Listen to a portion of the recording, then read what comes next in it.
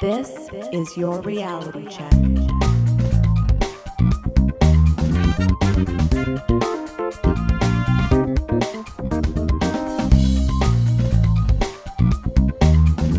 Hi everyone, and welcome to The Reality Check, the Canadian show that explores a wide range of controversies and curiosities using science and critical thinking. I'm your host, Darren McKee, and with me, as usual, is Adam Gardner. What's up, cuboids? Today we have with us Yoshua Bengio, who's a professor in the Department of Computer Science and Operations Research at the Université de Montréal, as well as the scientific director of the Montreal Institute for Learning Algorithms, otherwise known as MILA. Welcome, Yoshua. Hi. Thanks for having me. Well, you have accomplished a lot in your life, and there's a lot going on in the world of AI. I thought we would first, though, go way back when you were just a younger man getting into this field. Tell us about, 80s, 90s, when you started to be most interested in computers, and what was driving your interest? Well, I was a fan of science fiction well before I got into university. And so that's how I got acquainted with AI. And then I did my computer science undergrad, and I started my master's not knowing what I would do. But by chance, I started reading all kinds of papers in computer science and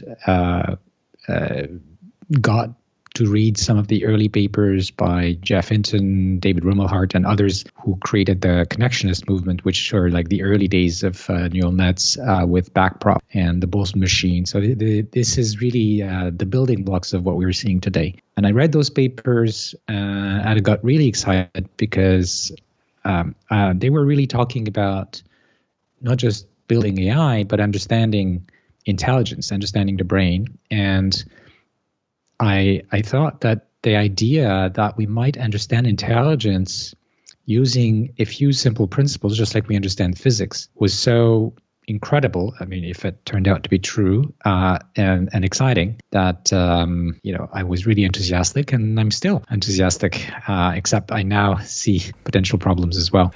Right. So it is interesting, like how to understand the world at all, right? And we try to understand the human brain in one way, and now we've created artificial systems, some say sort of inspired by or mimicking. I guess that's a question. Do you see neural networks or artificial neural networks that drives a lot of the AI stuff nowadays very similar to the human brain, loosely inspired by the human brain? How do you conceptualize that? Clearly not mimicking and clearly inspired by the human brain, but also taking all sorts of information into account. We have mathematical formalisms. We've got understanding of questions of optimization, statistics, probability, and also it's not just the brain as in neuroscience, but it's the brain as in cognitive science, behavior. So all kinds of ideas have come into building the kind of neural nets that we improved over the last few decades. When you were doing your work, I guess, how did it feel? Was there much of a shift in terms of the field in the 90s and 2000s? Because sometimes people talk about different AI winters, whether there was more or less research funding or excitement about things. And I wondered what your experience was going through all this over a long period of time. So when I started, which is 1985, 1986, there was very little going on in terms of neural nets. I took an AI class, and it was all about what we now call good old-fashioned AI, so symbolic AI, logic, deterministic systems. And so I don't think there was a lot of funding for neural nets, but there had been, of course, a previous wave of neural net research from the late 50s to the end of the 60s. That's the time of Rosenblatt and the perceptron and so on. Mm-hmm. And after the kind of early excitement that I and others felt for neural nets in the mid-'80s, there was a rapid growth of the community of people interested in this. Still a small fraction of the total AI research. But by the mid-'90s, the enthusiasm for neural nets were starting to decrease in favor of other machine learning methods. So not going back to the classical AI, but other machine learning methods like kernel methods. And by the early 2000s, it was pretty difficult to publish neural network, and there was maybe less interest, but nonetheless, people like Jeff Hinton, Yannicka, and I were able to get funding for our academic research and continued on that path. And then, of course, after our advances in the mid-2000s with deep learning, the first successes at training deeper neural nets, the companies started to understand that, this could be useful by 2010. And after that, it's been just an exponential acceleration. Sure enough. It's kind of interesting to almost see like, I don't know, machine learning or deep learning as its own sort of biography, as its own story. And it's like the underdog in some ways, and now it's coming up on top. And at one point in history, sometimes it's hard to see just how different things might be. It certainly has been quite a dramatic shift or change in the machine learning community, as well as from people on the outside, like ourselves, who are just sort of very much surprised by the results. And I guess then maybe if you can, we'll do a little bit more history here, taking us up from the early 2010s, sort of to the late, or maybe 2020, where it does seem like, as you said, progress is happening. There's amazing achievements in image recognition and other things. And then we start to shift into even more capabilities. So maybe I'm going to go back slightly more. And sure. In 2000, I published at NeurIPS the neural language model paper, then in a journal in 2003, GMLR. And it was, for the time, one of the biggest neural nets, of course, tiny compared to what we have now. But it used many of the principles that we now find in chatbots like ChatGPT. The idea of learning word vectors, embeddings for each word, and the idea of training the whole thing jointly to predict the next word given the previous ones. Then in 2014, my group introduced attention mechanism, which eventually became the masterpiece of transformers in 2017. And so there's really not that many ideas, and a few others like the ResNet architecture structure that explain a lot of the success we have now. Besides that, of course, the big factors in the improvements in capabilities have been with the size of the models, so compute power, and the size of the data sets that we didn't have in those days. Right. I think just to make it concise and simple for many listeners, one of the reasons why AI systems are so powerful today is just three main pieces. As you said, the computer power, the data, and then the algorithms themselves. And what you're saying is that the ideas behind it, like sort of almost the intellectual structure of how to build these things, has been around for a while. But is it sort of that we needed the computer power and easily accessible data to catch up? Yes. And I would add that in the very early days of deep learning, so I'm talking about like 2010 around-ish, it was very clear that one of the main reasons for the improvements we were seeing compared to like years before of neural nets was because suddenly we had access to larger data sets like ImageNet, and GPUs were around. These are the 2000s are the early years of GPUs. In fact, in the 90s, when I was trying to train neural nets for pattern recognition, I already had the empirical observation that the bigger the network, the better. And that it was actually difficult in terms of, with the compute resources we have, to train these neural nets to even minimize their training error. So it's something that I think probably many others have observed in many settings. This fact that, overfitting neural nets, in other words, overtraining them, is not that easy, and you can train them and make them bigger and bigger, and you still see pretty good performance well before you reach the point, where they might behave badly, in other words, overfit. Well, you mentioned GPUs, and again, just to clarify, those are the computer chips that are mainly driving a lot of this stuff. And if I'm not mistaken, a lot of that came from video game systems and how they were designed, correct? Exactly. So these chips, graphics processing units, right? Their name says it. They were designed to perform matrix multiplications, which are very important and expensive in computer game rendering. But it turns out it's also the workhorse in terms of computation of deep nets. And we just wrote on that. It's only like in the last few years that companies are starting to design their GPUs for AI rather than for graphics. Right, which makes them all the more specialized. Well, I think I can then say when I was playing Street Fighter 2 and Mario Kart in the early 90s, I was contributing to the AI world that we have now.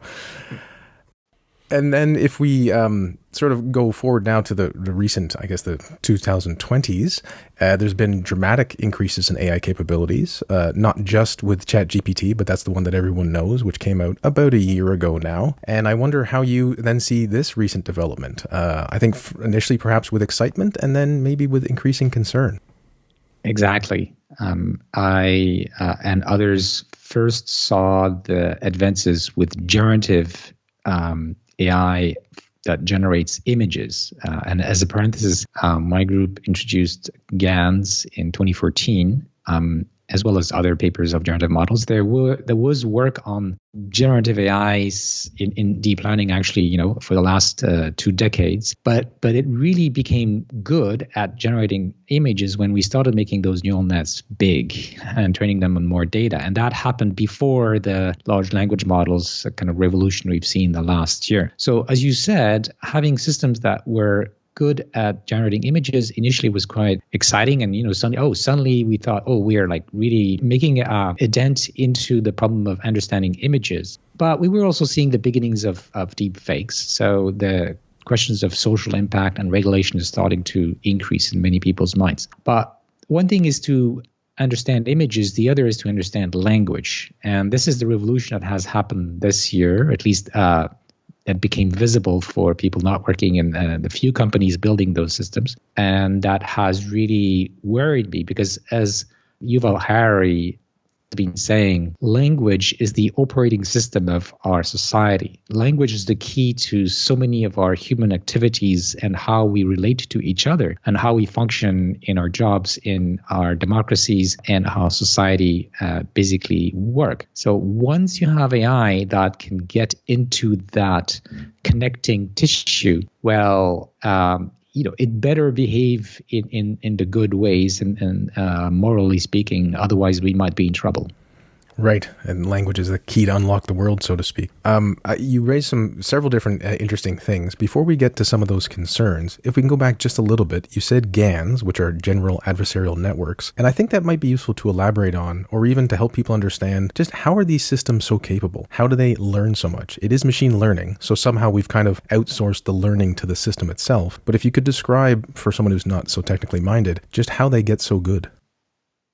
Well, there's been efforts, as I said, to build generative models of images for at least 2 decades with neural nets, but they were quite crappy, the kinds of images that we're generating. And in fact, in our 2014 GAN paper, the images we were generating weren't that nice. But then other groups took the same methods and scaled them up and made some improvements on the architecture that somehow made it easier to train. And we started seeing incredibly faithful and realistic images each year, getting better and better, mostly by a few little tricks, but mostly by making those networks larger. It's like, the way I understand this is the world is complicated, like the world of images is complicated. And if you don't have a neural net that's big enough to capture that complication, well, you're going to get crappy images that is trying to imitate real images, but if it doesn't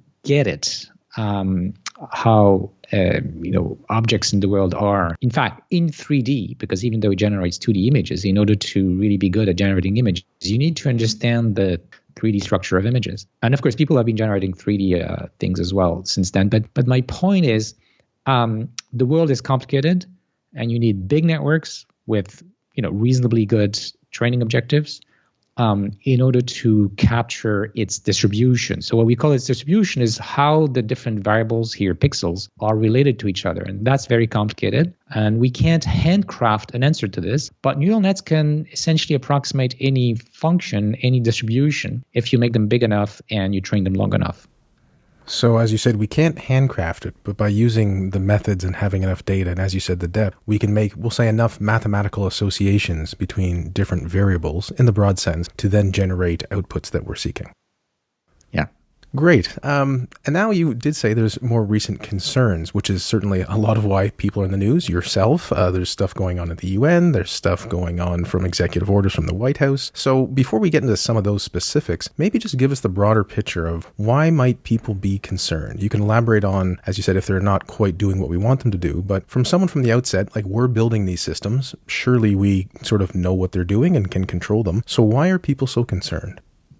Well, I would say there are two fundamental reasons.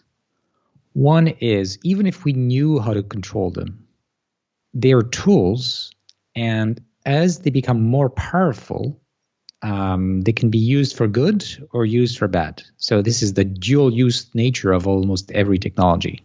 Right. But as the technology becomes more powerful, the chances that the malicious users could be dangerous for society and people becomes greater. So if those neural nets that are big and know a lot of stuff get in the wrong hands, they could be misused for disinformation, creating weapons for warfare, cyber attacks, all kinds of things that we don't want. So that's one reason, like misuse, basically.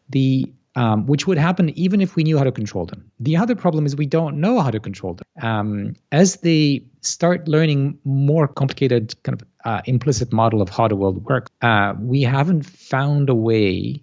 In other words, science doesn't know how to make them behave as we intend. This is called the alignment problem, which means even if you're, of goodwill, you might put out something that can harm people. And if those systems become more powerful than us intellectually in sufficient areas like finance, cybersecurity, convincing people, they might behave in ways that could be, extremely harmful and not according to what we would consider morally okay or aligned with our social norms and laws and so on. And that's the second danger, is the danger of loss of control. I think that's a great sort of quick analysis on these two main issues. In my book, I sort of have three breakdowns, right? You have misuse, as you said, or the machines, we can't really control them, but there's also accidents, right? They don't quite do what we want in a certain different type of way. But if we manage to make an AI, as you said, that does what the, say, designer or the creator or the user wants, there's this whole other conflict between different users, different people, different countries, different malevolent actors, that it does really create this very difficult problem, which is not, again, a new problem to AI. It's kind of just a problem in the world. People disagree about what they want. Some people want to harm others or exploit them, and AI will probably make that easier. And then there'll be a bit of an arms race between people using AI to stop other people using AI. And it does certainly not fill one with a lot of hope or optimism, but it doesn't mean that there isn't a lack of hope or optimism. So I wondered how you sort of conceptualize where does the optimism might come from if we're currently building systems we don't fully understand, and the more powerful they get, the more harmful they can be. Well, I don't care much about, whether one is optimistic or pessimistic. I think what matters is what can each of us do to move the needle in a better direction. And so I think there are lots of things we can do, especially collectively, in other words, through governments. We can make sure that we ask companies to demonstrate that their systems are safe, will not harm people before they're deployed. That's an example of the idea behind regulation. This is what we do already in many other sectors. It's like computers and AI have been, evolving without any oversight from governments because those tools maybe were not considered to be too dangerous.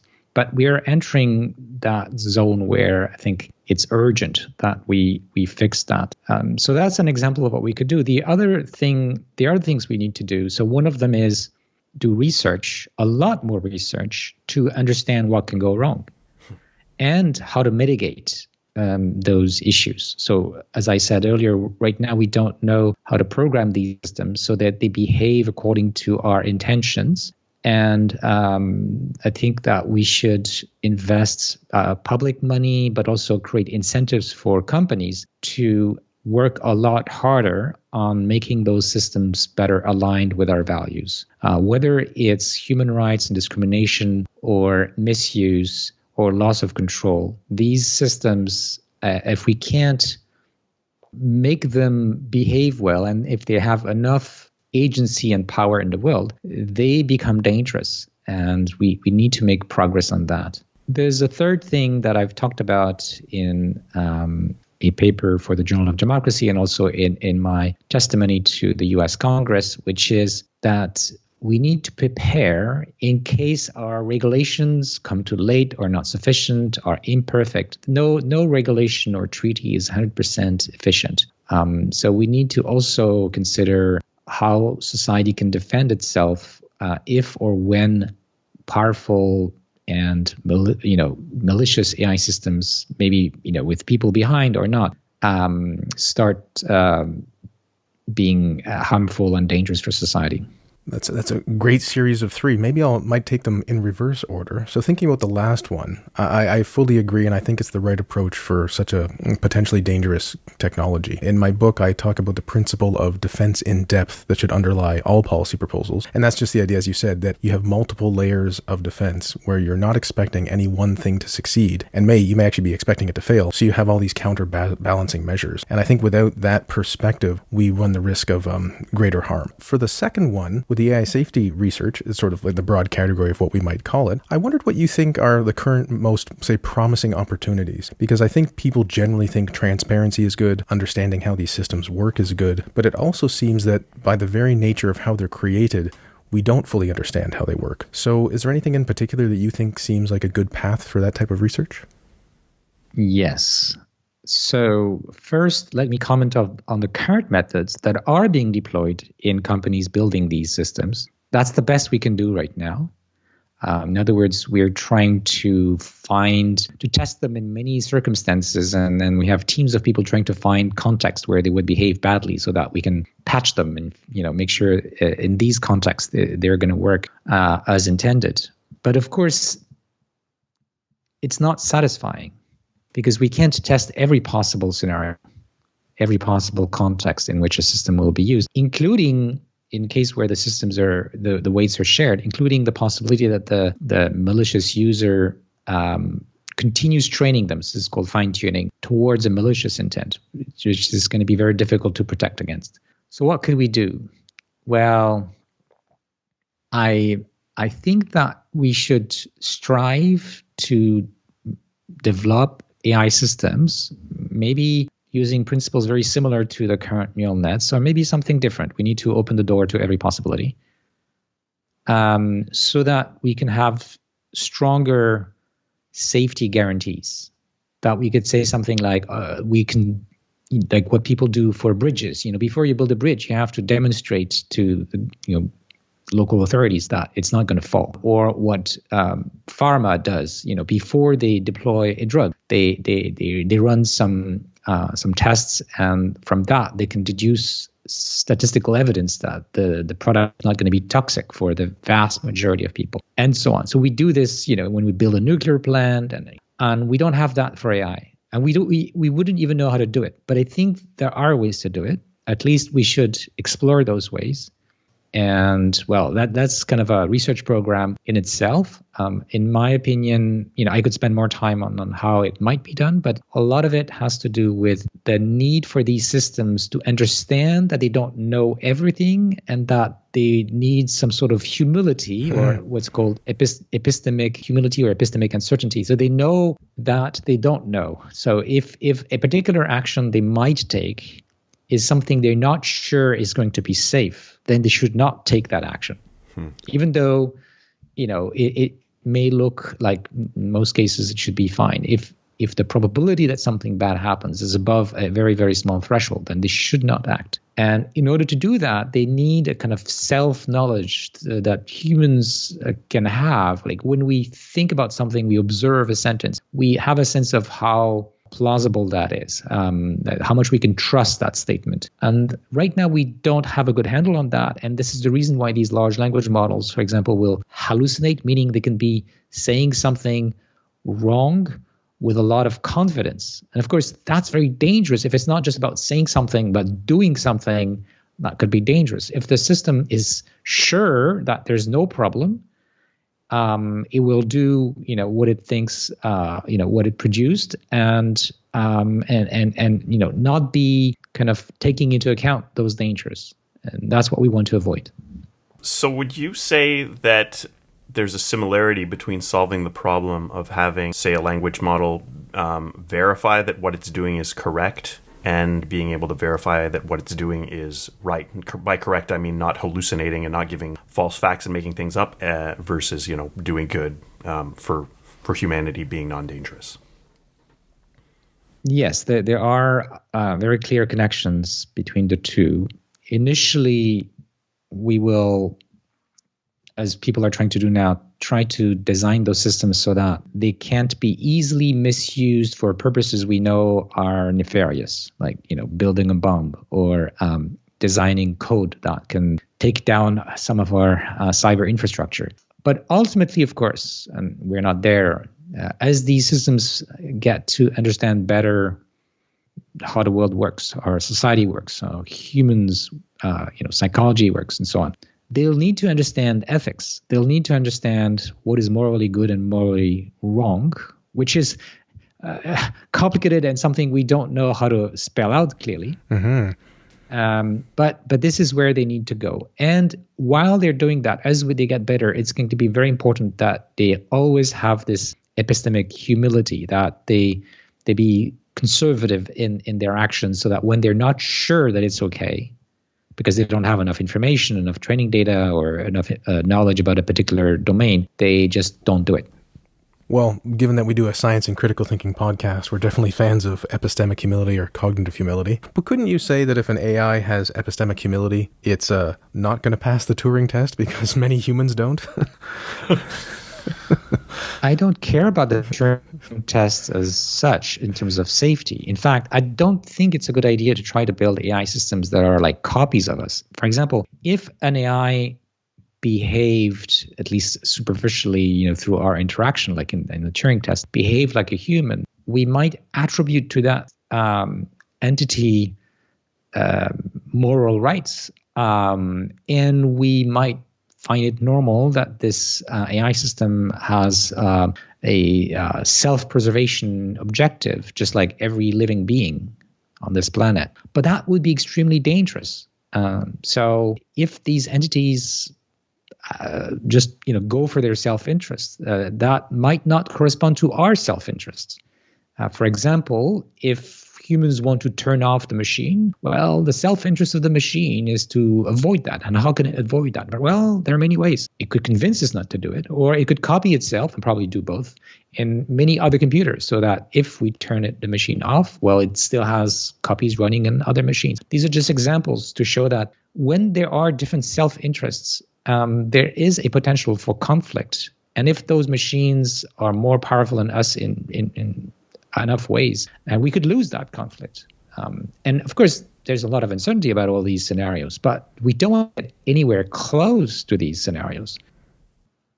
Right. And I guess for things like that, which are sometimes called power-seeking behaviors, maybe it's deceptive or it can manipulate people, or as you said, hide copies of itself and trick humans in various ways. Are things like that why basically some people say there's an extinction level threat? I believe you were one of the signatories to this statement that came out in May 30th that says, we have to mitigate AI level risk like nuclear weapons or pandemics. And this word extinction does get talked about a lot. And actually the leading AI labs all say there's an extinction risk. So I think someone at home is so confused almost, right? If there is an extinction risk, why is everyone still building it? And so I wondered if you could share your thoughts on all that.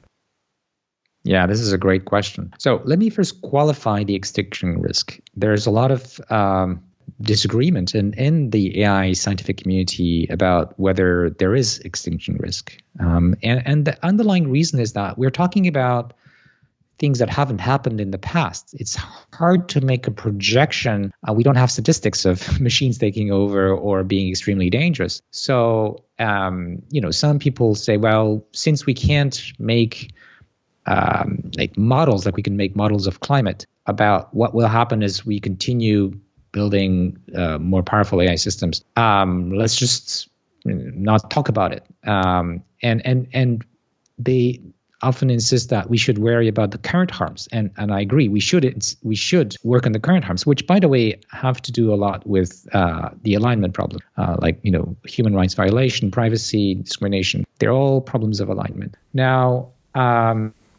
my opinion, however, is that if we're not sure that something really bad could happen, and in fact we don't see any strong reason why it couldn't happen, and we see that we're moving in that direction, well, I think lots of red flags should be flashed, and we should be cautious. So if we go with the cautionary principle, given the information we have, and that a lot of scientists see that trajectory going into a place that could be very dangerous, I think the governments should protect the public. And in fact, when you ask people on the street, should we continue building machines that might be very destructive? The vast majority say no, and they want governments to regulate. So why is it that we continue going forward without knowing if we can prevent those potentially catastrophic outcomes? Well, it's very simple, because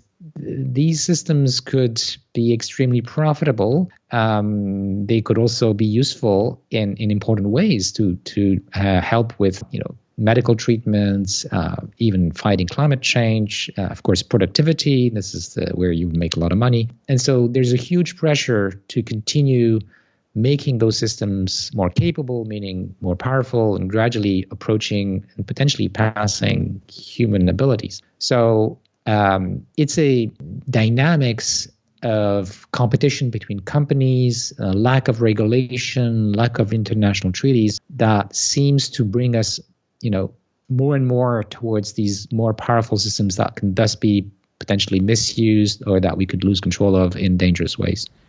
I tend to see it the same way. I think that, as you said, if the trajectory, given the current sort of models of if we invest more in computational power, new chips are more powerful, more data can be utilized, algorithms seem to be getting better, the most likely outcome is systems get more capable and more powerful. And if we don't know, it's much better to be prepared than to be caught off guard, given the stakes seem to be so high. Now, of course, there's a lot of uncertainty, but that uncertainty is not reassuring in any way whatsoever.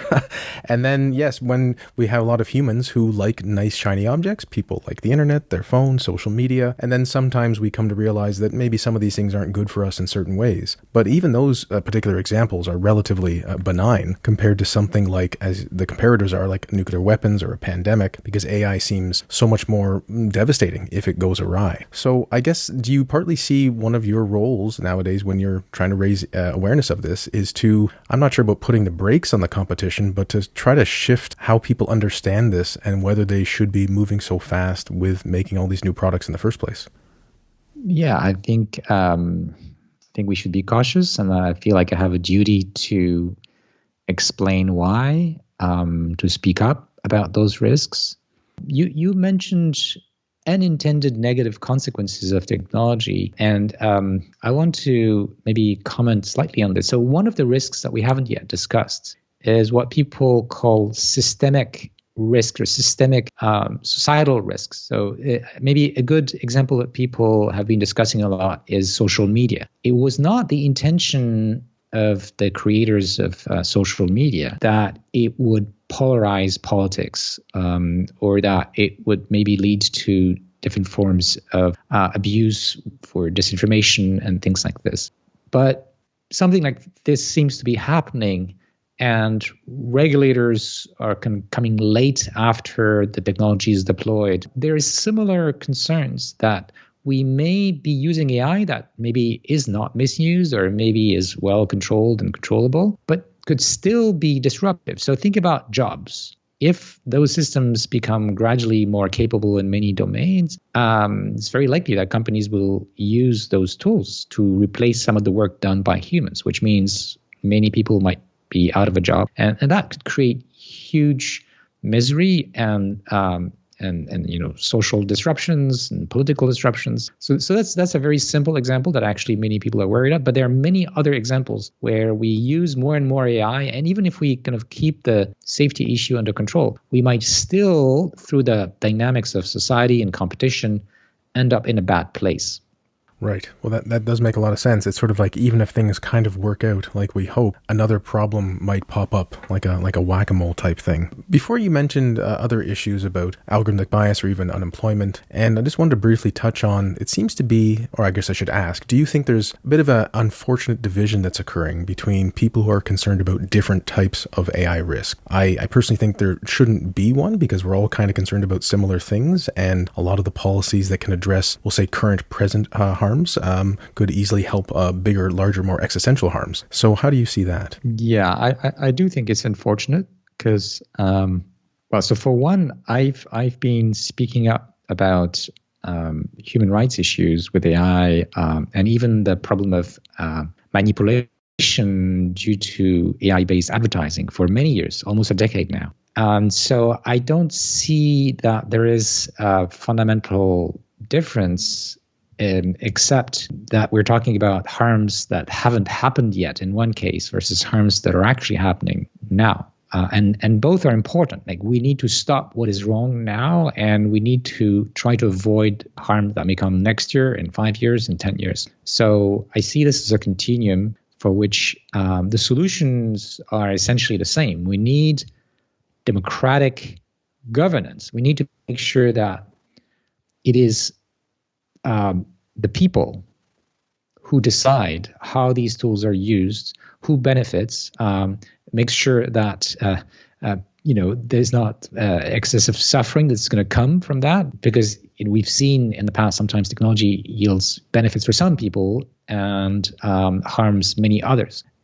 So what is it that should be considered sufficiently safe? I don't think it should be companies to decide that. It should be governments in democracies that are representing people's voice that decide, okay, so we're comfortable with that level of risk, or we're not comfortable with that level of risk, and then companies should oblige. Earlier this month, at the beginning of November, the UK had a safety summit, and I know you were involved in that and various other side venues. I wondered if you could talk about what your experience was there, how you felt, I guess you thought there were some good ideas, maybe some bad ideas, and this notion of whether democracy can help us sort of tame the AI problem, if you felt that was moving in that direction, or there's other roadblocks, given, as we know, countries will often have different preferences.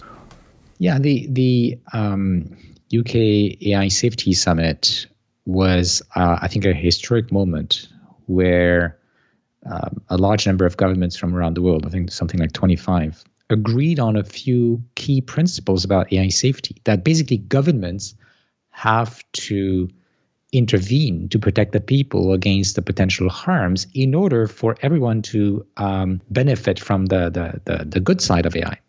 And out of that, there were, I think, interesting and maybe unexpected agreements about some of these questions. For example, China was represented there and agreed on those principles and shared a lot of the concerns. Of course, we know that maybe some of the reasons for the fear of AI in China are different from the reasons we may have in democracies. But still, the fact that we're on a trajectory to agree at an international level to follow safety protocols, I think is an amazingly good thing. There were also a lot of discussions that helped the different governments and individuals from different organizations, including civil society, to better understand each other, to get closer to each other, to converge to an understanding of what governments should be doing. There are still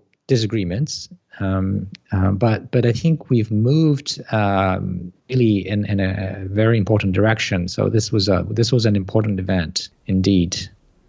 Yes, certainly when I saw that China and many other countries all signed that declaration, it was, I won't say reassuring, but definitely a very positive sign that at least it's being publicly acknowledged this is such a concern, and that hopefully more and more progress will be made. I think the next meeting is in South Korea in half a year or something like that. Right. When thinking about the upcoming future, I wondered if you could share, even though it might be highly uncertain, how you sort of see the next 2, 5, 10 years in terms of maybe AI capabilities or even some of the risks that might occur maybe in the near term or later, or maybe you just want to reject the premise of the question. Well, I often say I don't have a crystal ball, but I think what we can do, I mean, clearly nobody can predict a particular trajectory, but we can see some risks are shorter term and some are, slightly later. But of course, some people think we could reach AGI in 2 years. And that's kind of optimistic in my opinion, but who knows? If you can clarify, what do you mean by AGI? Right. So the letters stand for artificial general intelligence. And it's a term I didn't use until recently, but since so many people use it, I've decided to use it. But the general idea is we are on a path to build machines that not only can be as strong as us or even sometimes better than us in some specific narrow tasks, but become good at a much broader set of tasks and kind of general knowledge of the world, of the kind that, knowledge that humans have. And so that's what people mean by general artificial intelligence. And of course, there are still a lot of things in which the current systems are not very competent, including crucial things like reasoning. But there's clearly a movement in that direction. And that's so this notion of AGI, there's a term that I used in the past, which is human level AI. Mm-hmm. AI that is performing essentially at the same level as most humans on most tasks. So a crucial part of making these kinds of predictions is when is it that we're going to reach more or less like human competence. So now, of course, different humans have different levels of capabilities. And another factor I think people don't talk about enough is in terms of safety. We don't actually care if the AI is surpassing humans on everything. It's enough that it surpasses us on some key capabilities that it can use to create harm. So, for example, if it can make a lot of money on the financial markets because it understands how to bet on these things better, it can accumulate economic power. If it understands through experience, for example, in social media, how to influence people's opinion, well, it can accrue political power. It can have political influence that, hopefully wouldn't happen. If it progresses on the ability to program, and in particular cybersecurity, it could become threatening for our infrastructure. And we've seen that those systems are still not as good as the best programmers. And in general, the current system are not as good as the best programmers, the best biologists, the best chemists, and so on. But they are making progress every few months. And so when they become good enough, not even necessarily superior to human at something, so it could be that they're as good as some of the best humans, for example, at designing a bioweapon. Well, that's already very dangerous because right now, very few people in the world can design a bioweapon, like a pathogen that could kill lots of people, like, create a new pandemic. Mm-hmm. But if it's easy because we just ask the machine, and after we've removed the safety protections, and it tells us how to do it, well, then any small terrorist group could do it. And that's scary, of course. Yes, very much so. I think when I sort of think of it, it's a bit of a continuum, right? That a human, which is not that capable, can still cause a lot of harm. And then the more capable a human is, the more harm it could cause. And as you said, it doesn't have to be capable in all sorts of domains, right? The reason why a lot of harm is, caused in the world is not because some malevolent actor was also good at poetry. It's just not as relevant as what they're trying to achieve. Exactly. As for the bioweapon stuff, I know sometimes people say, oh, well, a lot of this stuff is available on the internet. But I think a lot of people might underestimate just how important it is that the easier it is to do something, the more people will do it. And that usually includes committing crimes. That if you just make it a little bit easier, and people are more likely to do it. And with these systems, if it gets to that, really good conversational level with this very sophisticated entity, what do I do next? Oh, what do I do next? And then it really walks you through step by step, as they say, this thing which Google or another search engine couldn't have possibly done. Yeah, and also if anybody in the audience who's not, say, a biologist opens real scientific papers in a field that they're not familiar with, like say how to do synthetic biology of new living beings, these papers are very difficult to read if you're not an expert. It's just full of jargon. Oh, yes. And it's the same, by the way, in any field of science. And so even if the information is out there, it is kind of encoded in a way that only a few people understand. That's an excellent point. Yes, for many of these disciplines, I can't even understand the titles of these papers. Or, you get the 4 English words that I'm recognize, and then it's the jargony reference of a certain molecule or a certain process that's a lot less familiar. One of the current debates in the whole AI space is whether to have systems that are more closed or open. We know open source has been sort of great for scientific development, people sharing, right, their ideas, their research, and that has also helped build numerous technologies. But with something so dangerous like AI, at least some people argue, that it shouldn't be so open, it should be more closed. And I wondered what you think about that. Yeah, this is a raging debate, and there are strong disagreements. So let me lay down some of the main points here. So first of all, I've been a proponent of open source for all my career for the reasons you cited, progress, essentially, faster progress. But it's not an end in itself. We also need to put in the ethical balance, say, harm that could come out. And when we consider AI, by the way, you can say the same thing about the biological knowledge to create pathogens and the biological equipment to create pathogens, or the physics knowledge to create a nuclear bomb, and the nuclear equipment, like materials that are needed. So there are things that there are technologies, because they could be used for harm, especially if they're dual use. So they will be built for good, but then they could be misused, for which the answer to the question whether we should make them accessible to everyone is less obvious. And there is something important to understand about open source. Once we have made a model that's been trained and we share the code and the weights, anybody, including bad actors, can use it. And whatever law we put after that is too late. The information has been irreversibly given away to everyone, including bad actors. Another important thing to understand is that the decision to share something that could be dangerous for society should be democratic. And right now, the way open source works is for these frontier systems, there's just a handful of companies that can actually build them. And they will unilaterally decide whether they're going to share them with the world or not, including with bad actors. I think this is wrong. I think the democratic principle here should be that the people should decide, or their representatives, governments or civil society, academics who can provide advice on these questions. The other thing I want to mention is, because these systems are dual use, now they can be used, they can be weaponized, they can be used to harm. It doesn't make sense to make them accessible to everybody. It's maybe the techno-libertarian way of thinking.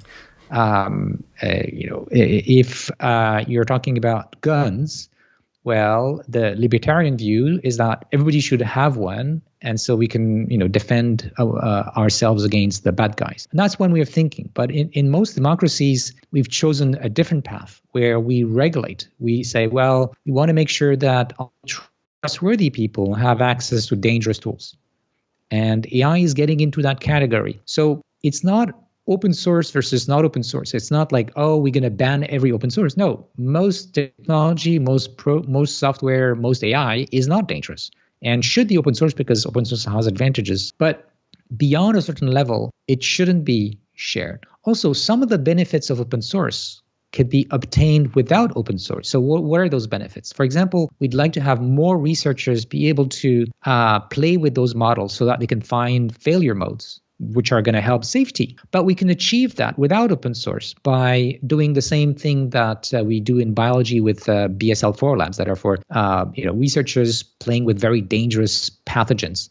Well, only selected people that have the right knowledge and follow the right protocols are allowed to get into these places. And we could do the same thing here. We could create secured, structured enclaves where trustworthy researchers could play with those systems. In fact, on behalf of the people, to make sure they don't find something terribly wrong. So that's for the safety aspect. The other aspect is democratic governance. So it's true that by giving away the guns to everyone, we kind of share power. So it has a sort of democratic feeling to it. But as I said, actually, this is a decision that we should take democratically. And we also don't want to have concentration of power in the hands of just a few companies. And so these systems should be under very strong democratic oversight. In other words, the people should be able to see how they're used, if they're safe in ways that we consider safe collectively, and if that power that they're giving is not abused. So there is a way to get that democratic component without necessarily having open source. In fact, open source is going against the right of society and in democratic societies of everyone to say, no, we don't want this to be given to everyone. So many interesting things to follow up on. So I'll first say that, just to clarify for some listeners, that once a powerful model is in the world, as you said, people just have access to it. Now, even if this model has been trained or fine-tuned to be safe, it's relatively easy to fine-tune it out of that. So a company cannot just say, look, we did all this stuff to make it safe. Even if it escapes, it's fine. It just doesn't really work that way. And then with your analogy about guns, I guess the libertarian view might be like, well, there's the right to have it, right? Not everyone necessarily needs to have one, but there's usually some sort of licensing regime or process in place to protect people. And maybe the useful analogy there is, if someone develops a really powerful system, it is more like someone waving a gun in your direction, which other people don't have the right to do. And that's where the libertarian cause would be like, oh, wait a minute, someone is infringing upon my freedom, my safety. And as such, that doesn't really work. You also mentioned the biolabs, which I think is a good analogy, but I also know that there's so often very powerful biological material or dangerous substances that escape from these labs. That itself is not really reassuring, right? Because you have these, as you said, level 3, level 4 labs, and you're like, wait, anthrax got out again? And the amount of times this happens, I think would surprise most people hearing it, especially, there's some accident or someone didn't do something and it seems very basic, and yet it happens again like the next year or 5 years later. And so I agree that we need something like bio safety lab procedures. I also think those themselves should be a lot better. I agree. And so one way to think about this, and in general about regulation of these powerful AI systems, is that it's a matter of proportionality. So in other words, the amount of control and oversight and the burden of protecting those systems so that they're not misused should increase with the level of danger. So previously I talked about like, oh, something is either dangerous or it's not. And, if it's not dangerous, sure, let's open source it. If it's not, if we want. And if it is, then we don't. But actually, there's a whole spectrum. And as we approach more powerful AI systems, we need to be much more circumspect and maybe decide not even to do it until we're fairly confident that it's not going to blow in our face. That does seem to appeal to me more, given the stakes, this whole, again, being cautious, being prudent, the fact that it often takes years or decades to solve a problem, as we're currently addressing, climate change stuff, and that's decades in the making. If we can just have a little bit more time to figure all this stuff out while we're trying to race ahead, makes a lot of sense to me. I wanted to pick up on the democracy angle. Certainly that also makes some sense, but do you have, I guess, some more detail or how you currently envision how it might work in principle? So say people say, okay, there's these powerful labs, whether it's OpenAI or DeepMind or Anthropic, or I guess Elon Musk has a new system and Amazon is going to have something called Olympus coming out. So it seems like all the big players, of course, are moving into this space. By what mechanism would, and which country, I guess, mainly it's the States, because most of these are American companies, have some sort of democratic oversight and, I guess, enforcement to some extent over these companies? Well, so first of all, it's not new for governments to have oversight on dangerous stuff. We have very strong regulation on food to make sure people don't die from, E. coli infestation in their food, and do it for, simple things like food, but of course, lots of technology like building transportation devices, drugs, and so on. So we should at least apply the same sort of scrutiny. And because AI is going to be so powerful at some point, I mean, it's not clear exactly what speed this will happen, but the more powerful it will be, the more democratic oversight and democratic governance will become important. In fact, I even think that at some point we will have to innovate in the democratic institutions if we want democracy to survive the existence of such powerful tools, because anybody who controls a very powerful tool could be tempted to abuse it for their own benefit, to accrue even more power. And when that starts, we could all lose. And it's basically the opposite of democracy. Democracy is all about sharing power. When we have very powerful tools, we're talking about whoever controls those tools will have a lot of power. So we need to make sure that they can't abuse it. Now, how to do that? Like, I'm not a governance expert, but I think there's simple things.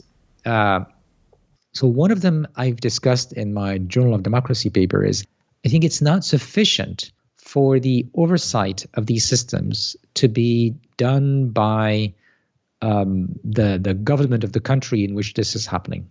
Because governments also could be corrupted. Governments could become, trying to exploit AI for their own benefit, political benefit, for example, and violate democratic principles. I've never heard of any government ever being corrupted. Yeah, well, and that's why I think we need to make sure that this democratic oversight includes civil society, includes independent academics, and even includes the international community, maybe through the UN or something like this. So you mentioned the fact that it's all concentrated in the US. So that's another kind of power concentration. If the US, in one way or another, decides to do something with AI that is going to create even more concentration of power in the hands of one country or the companies within that country, well, maybe the other countries don't find that agreeable, especially if it's at their expense. So they should have a voice. At least they should be able to see what is going on and then raise red flags. Now, how to do this? I think this is one of the things we do need to do put a lot more of our brains in. So one of the aspects, one of the challenges is research on the technical computer science, things like AI alignment. But also we need to invest as much on the social questions, the political questions, the governance questions, understanding what can go wrong at a social level, understanding what sort of mitigation, what sort of democratic institutions can best protect us. And we shouldn't say, well, democracy doesn't work, so let's forget it. That's the wrong answer. We have agency right now to build a better world. Let's do it. I think that's a great sentiment. I certainly think we need urgent action on AI governance. And as you said, there are lots of humans on this earth, over 8 billion, and they all deserve to have some say in terms of how their fates are decided. It's not new that certain countries or certain companies that have, multinational reach and have billions or trillions in capital have a lot of outsized power. But it does seem even more concerning that, if AI is as dangerous as it might be, I know a handful of individuals in several different companies are having an outsized impact on the fate of the world. But yes, exactly how to do it? Well, we need everyone's help, right? This is why we need a lot more our efforts on AI governance and, as you said, the related social democratic issues. As we're closing up here, I'll ask if there's people that are interested in your work, where can they find you? And if you have any final thoughts you want to share. Well, they can find me online easily enough.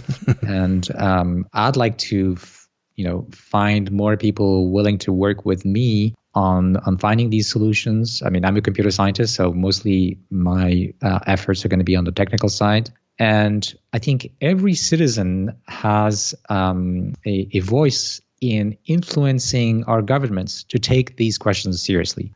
For that, I think the best thing to do is to read up, try to think about it by yourself, and discuss it with others. And that people's will is important to get governments to move forward. Let's make a better world. Thank you so much, Yoshua Bengio. Thank you. Thanks for all your great questions. For show notes or to discuss this episode, visit our Facebook page and website at trcpodcast.com. For general inquiries or to send a topic or parody suggestion, email info@trcpodcast.com. Help support the show by leaving a review on iTunes and liking us on Facebook. Follow us on Twitter at TRC_podcast.